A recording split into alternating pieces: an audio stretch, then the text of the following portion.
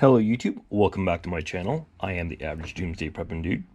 Today's video is the next in my do-it-yourself CZ Shadow 2 series.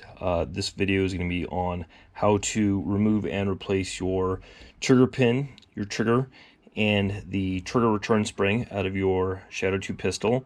The process is pretty much the same for any of the double action, single action CZ pistols out there. But, of course, the Shadow 2 is the coolest of them all, so we're going to be working on that today. I have the Cajun Gun Works reduced power trigger spring here, as well as the floating trigger pin, as well as the reach reduction kit for the Shadow 2. The reach reduction kit for the Shadow 2 is actually two components. It's I think it's the 85 combat trigger, as well as a shorter disconnector to kind of move the reach a little bit further back.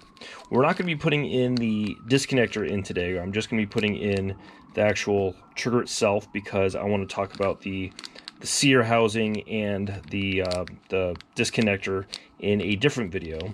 So really this video again is just going to be on the trigger pin, and the trigger return spring. So you will need a few tools before we get started. The first is a 5/64" punch.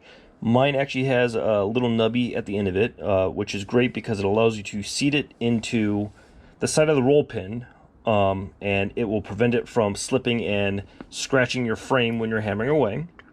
Second is a flathead screwdriver. You need a small one. You will also need a bench block of some sort, a hammer, and needle pliers. The last thing I have is a magnetic parts bin cup holder thing for like $1 from Harbor Freight. These are great because they'll store your screws, your springs, your small parts, and keep them in the cup, not have them kind of flying all over your workbench. And anytime you're working on any pistol, I recommend that you have one of these out just to kind of put stuff in. So let's get started. Okay, so we're ready to start. I've already gone ahead and taken the parts out and put them in my magnetic parts bin. We need to take the slide off. So the pistol's already been safety checked. I'm just going to take the slide off like so and put the slide stop in there. Take the slide off. I'm going to situate the bench block so it has the cutout underneath the factory roll pin for the trigger. So when I knock it out, it'll just kind of seat into that. My 1/16" punch with the little nub will actually sit into the roll pin so that it won't slide around and scratch up the frame as I'm knocking it out. So I'm just going to go ahead and knock out the pin like so. It'll take a couple taps. Okay, so the roll pin is now out. I'm going to put that into my magnetic parts bin. So as you can see here, the punch is now retaining the trigger return spring as well as the trigger.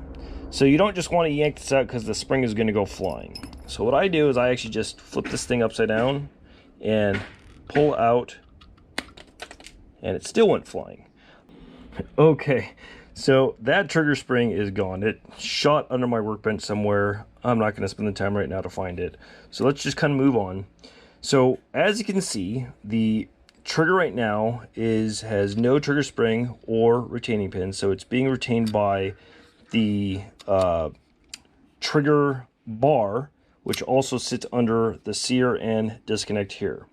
So you are actually able to take the trigger out without having to take out the sear cage and safety, which is what we're going to do because a different video is going to be on how to replace the disconnector.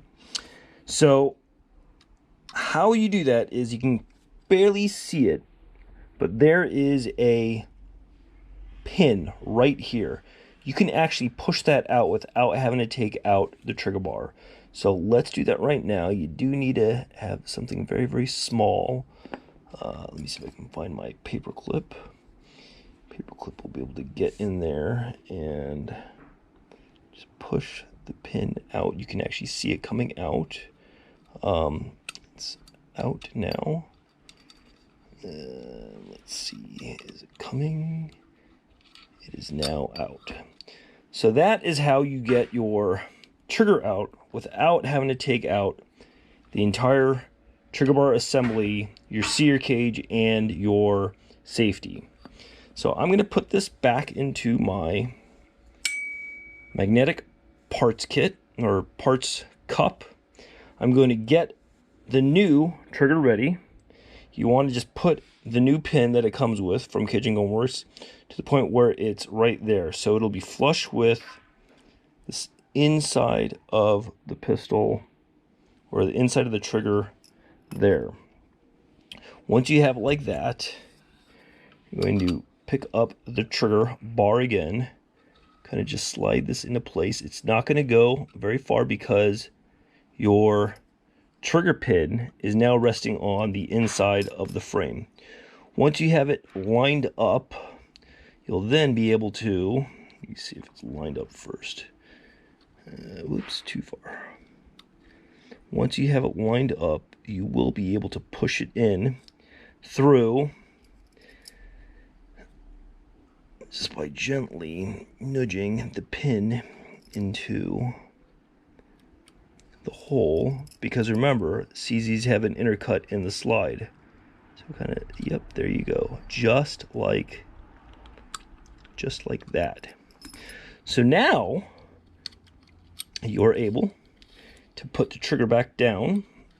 Get that in. Okay, now it's ready for the return spring and the floating trigger pin. So this is what the floating trigger pin looks like compared to the roll pin. The trigger pin, the floating trigger pin actually has a little cutout in the center where the trigger and the trigger spring will sit to keep it retained from the tension, whereas the roll pin actually is tensioned by it being a flat piece that's rolled into a cylinder.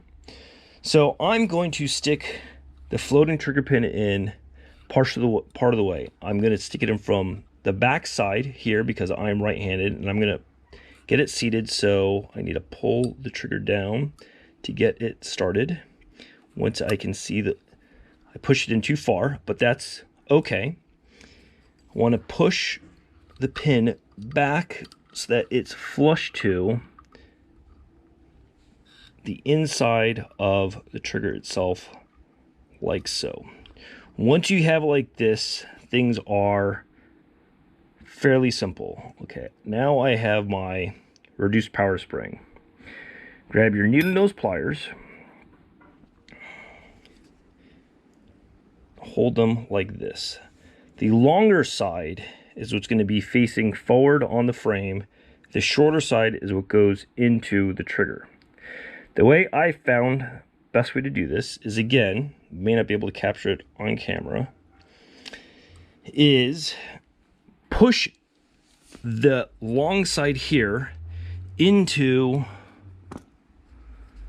this little crevice of the frame here. As you're pushing down on an angle like this way, the spring will bend, allowing the shorter piece of the spring to go behind the trigger. It's kind of tricky. So let's see if I can capture all that on camera. Okay, so I'm holding my trigger pin with my finger because once I have it in place, I can just push it in. I'm gonna get the long end of the spring into this cutout here, push down and on an angle. And then once I have that in there, I can just push the floating trigger pin in. And that is much easier than trying to hammer in an actual roll pin. So now let's function test the firearm. This back in here. And something is not working.